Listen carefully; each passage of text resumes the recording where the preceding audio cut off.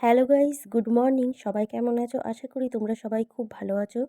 আজকে আমি একটু ঘুরু করতে চলে এসেছি মায়াপুরে। নৌকায় উঠে পড়েছি, যাব ওই পারে। বেশ কিন্তু ঠান্ডা ওয়েদার ছিল, চারিদিকটাই কুয়াশারে ভর্তি। আর খুবই ঠান্ডাটা পড়েছিল কালকে। এই পারে এসেই দেখি এখানে খেজুর রস বিক্রি হচ্ছে। অনেক বছর পর কিন্তু দেখলাম। দেখলে হবে, খেতে তো হবে। তার জন্য খেজুর রস খেয়ে নিলাম। অনেক বছর পর খেলাম, খেতে কিন্তু বেশ সুন্দর লাগলো। তার পাশেই দেখি এখানে গুড় জাল দিচ্ছে। এই প্রথমবার আমি গুড় জাল দেওয়াটা দেখলাম।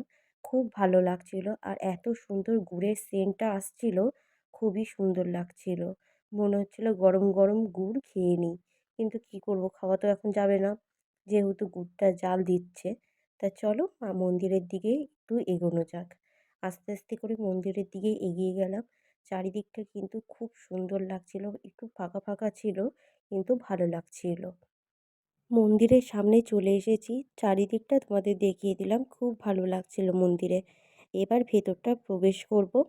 চারিদিকটা দেখো, মন্দিরগুলো এত সুন্দর, ভেতরটা খুবই ভালো লাগছিল। আমার তো ভীষণ ভালো লেগেছে। কার কার মায়াপুরে যেতে ভালো লাগে কমেন্টে জানিও।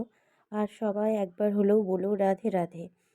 এখন খাবারের কুপনটা কেটে নেব, আর তার সাথে তোমাদের সাথে শেয়ার করব এখানে কি কি খাবার পাওয়া যায়, কত টাকায়। 40, 50, 60 টাকায় খাবার পাওয়া যায়। 40 টাকায় খিচুড়ি, রাইস, সবজি রসা, ডাল, সবজি লাফড়া। আর 60 টাকায় রাইস, ডাল, ভেজ পকোড়া, রুটি, ড্রাই সবজি, পনির সবজি, পরমান্ন মানে পায়েস। আমরা কুপন কেটেছিলাম 60 টাকারটা। আমরা অনেকেই ঘুরতে গেছিলাম, পরিবারের সবাই একসাথে। আরও তো মন্দির আছে, তাহলে চলো তোমাদের সাথে সব মন্দিরগুলো ঘুরিয়ে দেখানো যাক। এখানে আমরা চলে এসেছি ভগবান শ্রী চৈতন্য মহাপ্রভুর জন্মস্থানে। তা চলো ভেতরটা দেখানো যাক। তারপর গিয়ে দেখলাম এখানে ভেতরে ক্যামেরা অ্যালাউ নেই, তাই বাইরেরটুকুনি তোমাদের সাথে আমি শেয়ার করলাম। অনেকেই ঠাকুরের ফটো তুলছিল, তারপরে আমিও একটু ভিডিও করে নিলাম। আর তোমরাও তার সাথে সাথে একটু ঠাকুরের প্রণাম করে নাও। আমিও প্রণাম করে নিলাম। তাহলে চলো একটু অন্যদিকে এবার যাওয়া যাক। এখানে এসেছি শ্মশান মন্দিরে। এখানে গুরুদেবদের যারা আর কি দেহ ত্যাগ করেছে তাদের এখানে সমাধি দেওয়া আছে। তো এখানে ঘুরে ঘুরে সবাই দেখছিলাম, দেখে প্রণাম করলাম। প্রণাম করে এবার বাইরের দিকে চলে এসে এখানে আর একটা ঠাকুর ছিল, সেখানে প্রণাম করলাম। চলে এসেছি আর একটা অন্য একটা মন্দিরে। এখানে এসে দেখি এক ধরনের একটা নতুন একটা ফুল। ফুলটা দেখে কিন্তু বেশ খুবই সুন্দর লাগছিল। এরকম ফুল কিন্তু আমি আগে দেখিনি। তোমরা আগে দেখেছো নাকি কমেন্টে করো।